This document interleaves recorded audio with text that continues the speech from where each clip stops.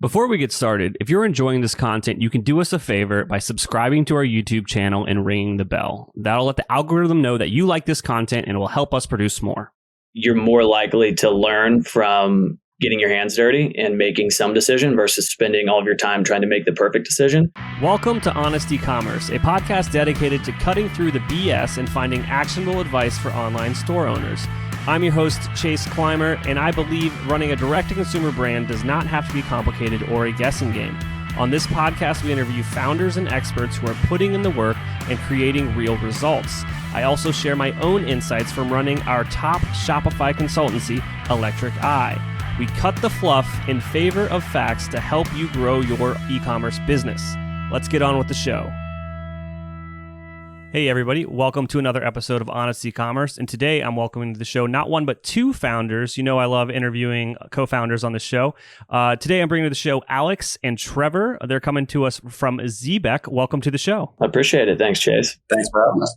Awesome. So for the audience that kind of isn't as in the loop, can you kind of talk about the products that you guys are bringing to market over there? Yeah, absolutely. So Xebec is a computer accessories brand that's building products to enable what we call the modern professional, the mobile professional, to be successful in this new mobile workplace away from the office. And our flagship product is the Xebec Tri-Screen, which is a laptop attachment that adds 2 additional monitors to your setup to enable you to maximize productivity without sacrificing portability while working away from your standard office. Absolutely. The product's super cool. I've been playing around on the website and I definitely recommend people going to check it out. And, just, I guess, where did this idea come from? Take me back in time. What was going on? Yeah, absolutely. So, the genesis, if you will, of Xebec starts back in 2017. Back at that time, both Trevor and myself were working in the world of corporate consulting at Accenture and Deloitte, respectively, doing the traditional Monday through Thursday travel schedule, right? So flying out Monday morning to a client site somewhere across the country, working from hotels, airports, airport lounges, the corner of a client's office, you name it, anywhere but a consistent workspace. And in doing that, we noticed that there was, kind of a severe discrepancy between what our workspace looked like Monday through Thursday versus Friday, where we had these beautiful home offices, right? With Herman Miller chairs and anti-carpal tunnel wrist pads and all the elements of a productive environment that you'd see in a traditional office. Yet, in this consulting world, we were spending most of our time huddled over a small laptop screen, and so we set out to find a way to be able to recreate the productive elements of that office, but in this mobile setting. And after flight home and some nasty 3D AutoCAD drawings and 3D prints, we had our version 0 of what is now our Xebec Tri-Screen product. And, when we came up with the concept at the time, when I came up with the concept, I shared it with Trevor immediately, longtime friend, also, most importantly, somebody who also understood the pain points of working on the road. And so sharing it with Trevor was really just a natural next step for us. And when did it, going from those kind of CAD drawings, I guess maybe take it back. When did it go from like idea to first prototype? How long was that? That was a quick turnaround. That was a matter of, a weekend. So flew home from, I was actually working in New York at the time, which is where Trevor was, but flew home from New York one weekend, whipped up a really nasty, when I say nasty, just like terrible AutoCAD drawing, 3D printed it with my home 3D printer and busted out some old laptop screens. And so within a couple of days, we had our first prototype. We definitely believe in moving as fast as you possibly can, because no matter how much time you have, you're more likely to learn from getting your hands dirty and making some decision versus spending all of your time trying to make the perfect decision. So it took about 2 years from that point, 2.5 years from that point until we actually launched. But it was February of 2017 when we first came up with the concept. Absolutely. Now, Trevor, do you remember the first prototype? I do indeed. It was Alex was I was in New York for some reason, like he said, and showed it to me. Went to a baseball game, and then he showed me it afterwards. And at the time, he has much more experience than I do with prototyping and 3D printing and everything. So my first question was, "Is this how it's going to look?" And then from there, of course, first prototype, come a long way since then. And no, it was really exciting to see that and to see how quickly we could get that turned around. I think a thing that a lot of people make a mistake on is just trying to make everything perfect up front, when in reality, you just need to get something functional and make sure, hey, is this a feasible idea, something that we can move forward with? And so from there was, at the time, we were both still had our full-time jobs. So that's why it took a little bit longer from 2017 to 2019. But during those days was awesome to be able to push that along and prototype after prototype and then finally build that initial product. Absolutely. Now, can you talk about some of you said it took 2 years from that first prototype to the one that you actually took to market. What were some of the challenges that you guys were trying to overcome in those 2 years? I think for us, there were a couple challenges, right? I think one was initially understanding who our market was. We initially, built the product to use selfishly, right? Just to take with us on the road and solve our pain point. When I brought it back up to my client site the following week, my team at Accenture was excited to see it. And they're like, "Oh, this is awesome. I want to buy one of these." And then after I explained, "No, I printed this," they're like, "Oh, print me one." And that was certainly not going to happen. And so then sharing it with Trevor and hearing, similar sentiment from his team, we realized we were kind of onto something there. But initially thinking, oh, we can maybe make a couple hundred of these, sell them on the side to other people in the world of consulting.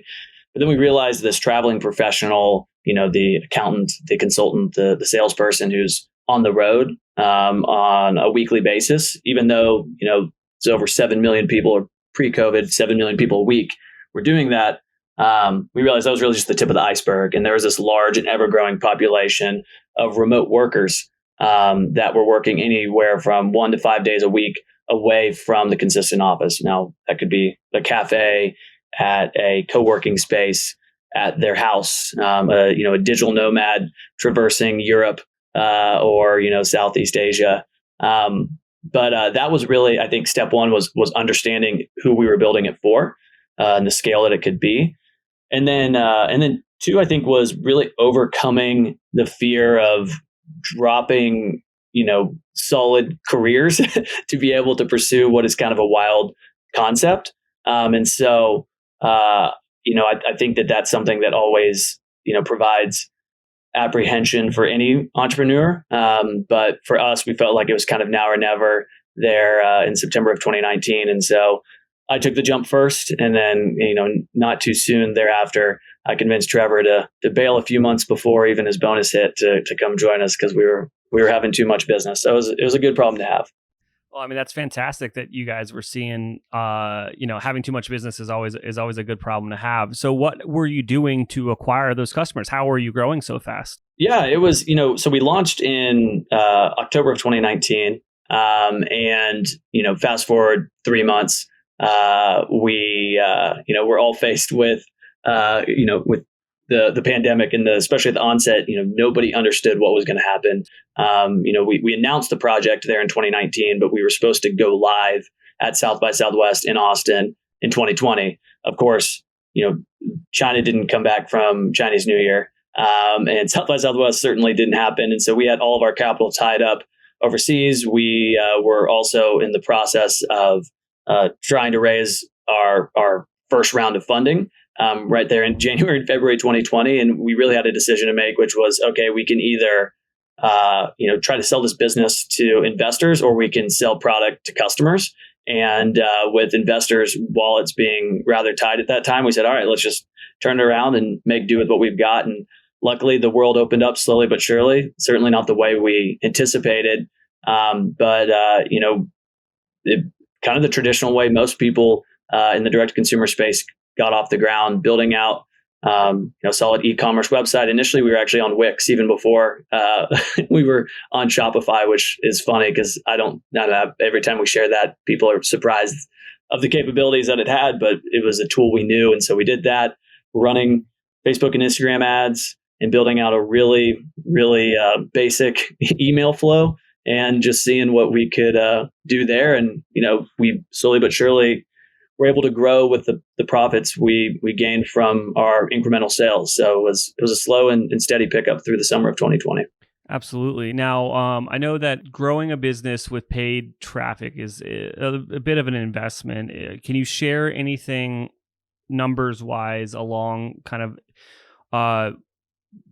using that as a growth tool, like what an entrepreneur might want to expect in kind of the tech space? Yeah, I mean, what the world of paid media, especially, Facebook and Instagram back in 2020 was versus what it is now is so different. Of course, with the, iOS 14 updates, just a lot of the transparency has been, and for good reason, has been lost. And so attribution is a bit of a shot in the dark. So I can't quite say, what you should be able to expect. But I do think one thing that was really key for us at Xebec, was having a flagship product, our Tri-Screen, that was a rather, high ticket item. Our original Tri-Screen we sold for $449 and regularly ran a $50 discount at that time, as we were trying to find, the price fit. And so we were selling this $400 product, right? And so that gave us a lot of leeway between understanding the various ways in which we could acquire new customers and have a little more leeway with testing. Now, of course, all the other margins started to fluctuate, as Trevor can shed a lot of light on, especially logistics. We got ourselves in 2021 to a space where we were paying something absurd, like $40 per unit to freight it from China to the US because freight was so backed up at the port. So I think it's just a matter of understanding where your margins are. I think it's tough to sell a $20, a $30, a $40 flagship product. Now, of course, you'll get more conversions and your conversion rate would likely be higher, but you have less room for error if you've got tighter margins. Hey there, merchant. Are you tired of trying to navigate the wild world of e-commerce on your own? Are you looking for a partner to help you achieve your goals? Look no further than the Shopify Plus agency Electric Eye. Our team has a proven track record of helping our clients make millions with strategic design and development. Whether you're migrating from a legacy platform to Shopify, designing a new theme for your store, or just looking to optimize what you already have, Electric Eye is the perfect partner for you. Electric Eye are true Shopify experts. Not only is our Shopify knowledge unparalleled, but we have partnerships with all the best tech in the Shopify ecosystem. And don't worry, we're easy to get a hold of. Our clients rave about our fast communication. So here's the deal. If you're an e-commerce business doing over $1 million a year, you can receive a complimentary Shopify diagnostic from our team of experts. That's free, personalized, strategic recommendations to improve your store and grow your business. To get started, head on over to electriceye.io/connect to schedule an intro call with one of our experts. That's electriceye.io/connect. Struggling to get your Merchant Center ads approved but keep running into a price mismatching error? Wondering how your competitors are showing reviews, price, delivery, and product availability directly in search results? What if there's a way to get more traffic without fighting for rankings? Well, that's where JSON-LD for SEO comes in. It's an app that gets you more organic traffic to your Shopify store, qualifying you for over a dozen search enhancements, and provides all of the structured data you need for Merchant Center. JSON-LD for SEO automatically adds the structured data needed, and it's updated regularly as the rules change by Google. It's a hands-off SEO app that you don't need to monkey around with to get working. It's the safest, easiest, and most effective way to stand out from your competitors in search results. Contact us to get your free structured data audit for your store. Find JSON-LD for SEO in the Shopify App Store to get started. That's JSONLD for SEO, or go to jsonld.app.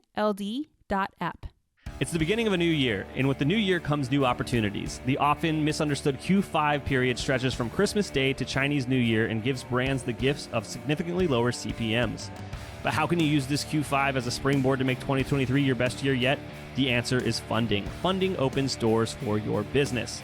A cash injection now will enable you to take full advantage of the Q5 opportunity by investing more into your marketing and securing that spring-summer collection from your manufacturers. Revenue-based finance from Wayflyer is fairer, faster, and more flexible than the traditional funding options out there. You can get approved for funding in hours and cash in your account within days. There are no interest rates or personal guarantees, just one simple fee. Best of all, repayments are made as a percentage of your revenue. So if you're having a slower month than usual, no problem. You'll just give them less. To learn more about how funding from Wayflyer can unlock growth for your business and turn 2023 into a record year, visit wayflyer.com/ecom/honest. That's wayflyer.com/ecom with 2 M's/honest. Wayflyer, funding a better way. You know, Alex just alluded to some issues that you guys ran into during logistics, kind of during COVID. Everyone remembers that. Trevor, is there anything that you can share about those challenges? Yeah, definitely. I mean, it's been, uniquely for us as just growing up during COVID, it's been all we've known is those long transit times and those expensive freight containers and shipping. And so luckily, it was something that we baked in right away, just because it's not like we had to go from quick transit times and then adjust after that. But with that said, though, it was still very much a huge challenge, resulted us being on back order way more than we would have liked. At the end of the day, that is a good problem to have. That means we were selling, but definitely a point of frustration of having containers take, what used to be very much lower averages at this point, or when we launched, 50, 60-day averages door to door. And so with that, it was just something that we had to become flexible with. And luckily our customers were understanding, as I think most people were during COVID, just recognizing that everything's taking longer. But today we've been able to get creative, find other solutions, and thankfully be able to find other solutions to get the freight over here more quickly and avoid those back orders and make sure that we can get our products to customers right away. Awesome. A lot of learning going on during those trying times, I guess. Yeah. Alex, you mentioned something there that you guys started on Wix and you made the leap over to Shopify. And I know that this is a challenge that a lot of entrepreneurs run into, of kind of they launch just with what they know and move on to something that probably matches their needs a lot better. When did you know it was the right time to make the leap to a more sophisticated platform? Yeah. So, one, I think I could not be a bigger proponent of working with what you know. I think so many people get caught up on everything they don't know to the point where it blinds them from the thought of it being a possibility to start to begin with, right? And I think the one thing I say to that, and when I talk to a lot of entrepreneurs, I say, if you think right now you don't know enough, just wait 6 months or a year from now and you're going to realize you know even less, and we expect, that to continue for us. What I realize I don't know now is much more than what I realized I didn't know 2-3 years ago. And so for us, it was, one of the agencies we were working with on the performance marketing side that highly recommended it. And for us, it was really on the operations and customer experience side where we realized we just needed something more robust to be able to modify our orders, be able to run reports on our orders, and be kind of the robust end-to-end system as opposed to coding up our own APIs to be able to communicate with all the other systems out there. So I think it was as we faced more pain points and found solutions for those, but realized they were limited on the platform we were currently at. Absolutely. And I agree with you. Get started with what you know, because I think a lot of times with entrepreneurs, the struggle is finding product market fit. And if your product will sell on whatever platform you put it on, you're like on to the right thing. But getting caught up in this analysis paralysis about what is going to be the best platform to launch this business on right now, and thinking about I think a lot of people get caught up in like the what ifs of like, if I'm $1 million business, I'm a $10 million business, like I need all this functionality. And it's like, but you're not even $1 business right now. You haven't sold, go sell something. Right. Yeah, no, I'm a massive subscriber to the Lean Startup, the book by Eric Ries. It's almost like, the startup Bible of, hey, build your MVP, find that fit, understand that there's going to be limitations. And in the world of hardware, it's much harder, right? I come from a web app and software background, my days at Accenture. And it's a lot easier to push out an update than it is to say, hey, we're going to make a modification of the tooling and update a product. And you certainly can't update something that's already out there. But, if you got too concerned on making it what you thought was 100% perfect at all times, you'd never release anything. And you see that a lot in the world of crowdfunding. That can be a major issue, right? Kickstarter and Indiegogo. You see these brands that they raise $500,000, $600,000, and then they don't deliver anything because they spend all their time optimizing. And so, as soon as you release something, you know it's not the most up-to-date technology because that's how, component sourcing works. So there's a really great methodology for product development that we also like to follow. It's questionable on the source of the quote, but they say it was the founder of Nintendo that came up with this, and he said, lateral design with weathered technology. And so use components that are tried and true and have been around for a number of years, but use them in a unique way to be able to enable this new user experience that no other products on the market allow you to do. And so I think too many people try to make the components more innovative than the way in which they organize those. And so very similar, to the Michael Dell approach in the early days, assemble and reorganize things in a way that's unique, nuanced, and don't get too caught up on the minute details of the components. Yeah, you just blew my brain bringing up that Nintendo quote. And it's something I have honestly, big nerd. And I never brought it over to this side of the e-commerce side of my business and thinking about it from that perspective. I was just always Nintendo was wild with the innovations that they brought to the video game market. So thanks for that quote. Obviously, Lean Startup is a fantastic book. And another thing I don't know if it's in the Lean Startup or not, but just the thought of if you're not embarrassed by your first version of whatever you're launching, you waited too long. Yep.